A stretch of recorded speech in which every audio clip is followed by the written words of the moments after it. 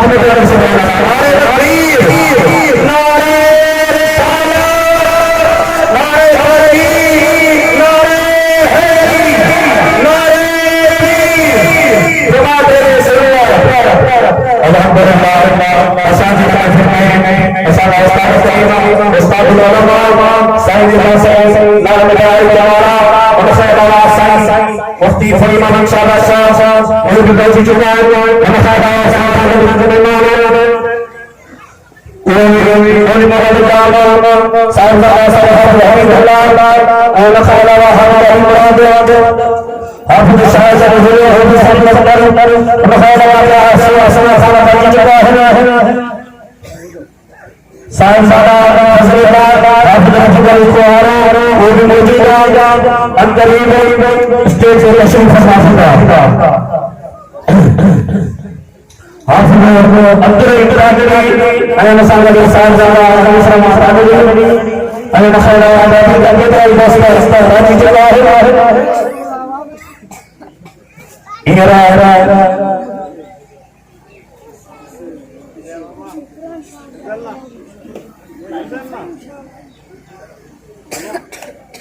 सभी जोर से सुभान अल्लाह चंद लोग उस्ताद साहब साईं हाफिज साहब के गुजार गुजार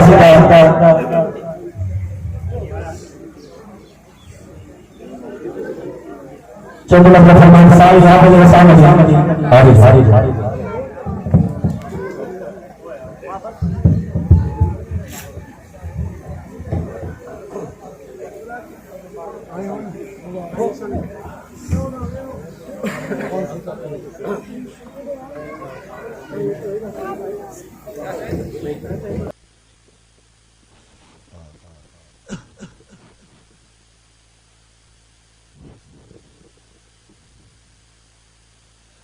नहमदुहु व नसल्ली अला रसूलिल करीम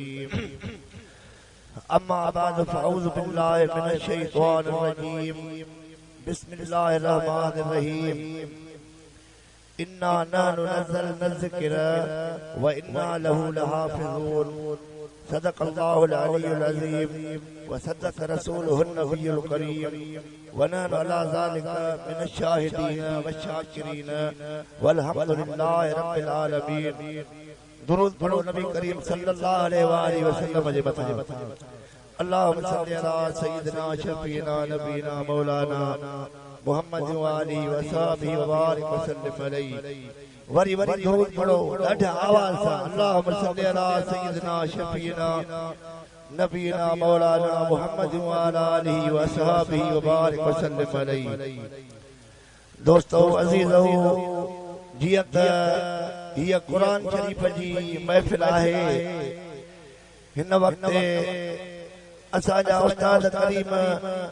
पहुंची चुका है किबला साईं फहीम साईं जन भी पहुंची चुका है हिन नाचीज़ के भी मिड़ई टेमड़ो मिलियो आहे 2 मिंट दुआ पिणण जे लाइ लाइक़ न आहियां पर दुआ पिणण जे लाइ 2 लफ़्ज़ अवां जे अॻियां ॻाल्हाईंदुसि। अल्लाह ताला पांजे कलाम पाक में फरमायो इन्ना नहनु नज़्ज़लना ज़िक्र व इन्ना लहु लहाफ़िज़ून। मां पांजे कलाम जी हिफाज़त कंहिं भी मलाइक जे मथों कंहिं भी ॿिए जे मथों न रखी आहे मां पांजे कलाम जी हिफाज़त पंहिंजे मथों रखी आहे। त अल्लाह ताला पांजे पाक कलाम जी हिफाज़त कीअं रखी कबटन में न दरन में न ऐं कमरन में न कोठन में न पर मोमिनन के दिल में। अल्लाह ताला तहां के लख मुबारक हुजन त अल्लाह ताला तहां जे मथे वडो फज़ल फरमायो आहे जो हाफिज साईं सनाउल्लाह हिन वक्त 5 कुरान शरीफ जा हाफिज पैदा कया है। कलाम पाक जे बारे में ही नाची ज़बान शादी ॻाल्हाए सघे। अल्लाह ताला तहां असां के तौफीक अता फरमाए त असां कुरान शरीफ जो ख्याल रखूं ऐं हेड़े महफिल में अचे ऐं दुआ पिनूं ऐं हिननि भलारनि जे अॻियां अदब जा हथ ॿधी दुआ पिनंदासीं। हिननि महफिल में अचण बि आहे उहो बि तमामु वॾी ॻाल्हि आहे अल्लाह ताला तव्हां असांखे अदब जी तौफ़ीक़ अता फरमाए चवंदा आहिनि त जाते भी जेको सिलसिलो हलंदो आहे त उनजो मुरबी उते मौजूद हूंदो आहे ही असल में जेको सिलसिलो हली रहियो आहे इहो असांजे उस्ताद करीम खां हली रहियो आहे जो हितड़े ॿियनि जाइनि ते काफ़ियुनि जाइनि ते अहिड़ा जलसा थिया आहिनि जो कलाम पाक यादि करणु हिकिड़ी आम ॻाल्हि नाहे अॼुकल्ह त असांजा रुझान ॿिए पासे थी विया आहिनि पर कलाम पाक जेको पढ़ंदो वेही न